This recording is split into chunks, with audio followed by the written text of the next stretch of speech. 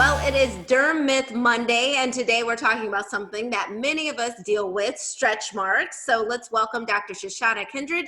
She is a board-certified dermatologist from Kindred Hair and Skin Center. Thank you so much for being with us.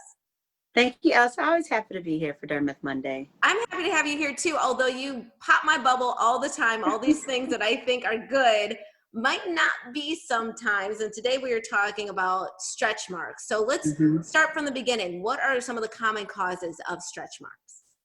The main cause of stretch marks is actually genetics. So you can look at your parents. If they have stretch marks, you're more likely to have them. And obviously weight gain, weight loss, pregnancy can worsen them, but genetics is by far the biggest culprit. That is interesting because I think we always just thought weight gain, weight loss, pregnancy, that sort of thing. So It can be a hereditary type thing, a genetic thing. So I have a question for you. A lot of us growing up, we were told, get some cocoa butter, rub it on there. That'll help with the stretch marks. You say yes or no? No. No. Cocoa butter does not work for stretch marks. Stop it. This is what I'm talking about, busting my bubble. You know that we all put it on there. So, okay, fine. Not cocoa butter. Why not? Why doesn't it work?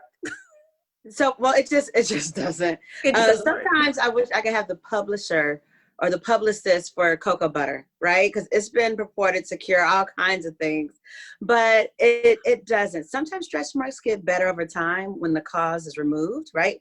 Like the pregnancy. But no, it just doesn't work. It doesn't work for stretch marks. So you don't use it for that. What about scarring? Can you put it over a scar, like to limit the scar? No, that's also a myth. It is. Scars for sure improve over time. And so whatever we're using, right, when it improves on its own, we give all the credit to that product. That's true. It's not the case. Yeah. Okay, but it's not, there's no correlation. All right. Okay, so what will actually work? How can we get rid of them if we have them?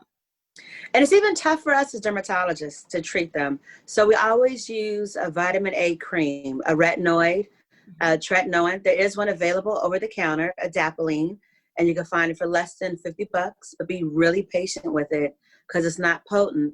The prescription ones we prescribe are a lot more effective, but I really like to combine a prescription vitamin A cream along with laser treatment. That gives the best results. Okay. And finally, treating the stretch marks as early as possible increases the success rate. All right. So when you see them, treat them early, and then they're handled. You don't have to worry about them, potentially getting worse? Yes, and actually they can improve. The longer you use the vitamin A cream, the closer you get to just actually reversing them. Okay, well, I'm glad that you are busting our bubble, breaking these myths, because we want it to actually improve. So we don't want to be spinning our wheels doing things that are not actually going to work. And I know that you have an entire book that will help us with that, which should actually make a really good holiday gift. Obviously, I need it because you help so much. Tell us a little bit more about this book and how we can get it either for ourselves or someone else's holiday season. Absolutely. So the book is Derma Myth, Breaking the Cycle of Skincare Myths, which apparently will never go away. You can get it at dermamyth.com or simply at our website, kindredhairandskin.com.